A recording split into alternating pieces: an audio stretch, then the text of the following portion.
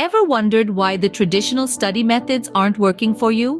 Why, despite hours of studying, the information just doesn't seem to stick? Well, it might be time to shake things up with the 45-minute study method.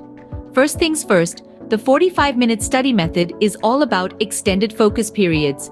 Instead of cramming all your learning into one long session, break it down into manageable, focused chunks of 45 minutes.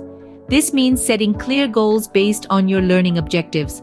This approach allows for a deeper dive into the material, away from the distraction-filled environment we often find ourselves in. Next up, conscious time management. This method encourages you to allocate specific blocks of time for concentrated study. Keep an eye on the clock, make the most of your focus sessions, and remember, it's all about working smarter, not harder. The third step involves strategic breaks. After each 45-minute study block, take a short break. This isn't wasted time, rather, it serves as a mental reset, preventing burnout and maintaining your overall focus and efficiency. Think of it as hitting the refresh button for your brain. The fourth point is all about enhanced concentration.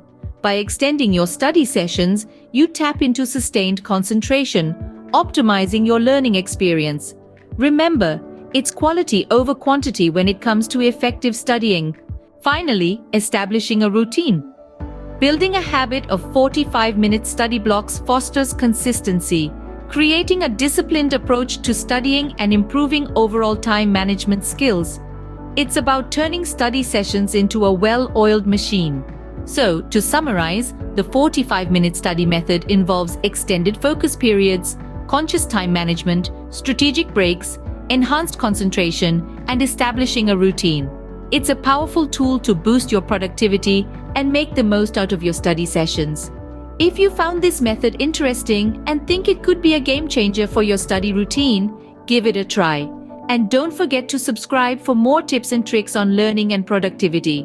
Until next time, happy studying!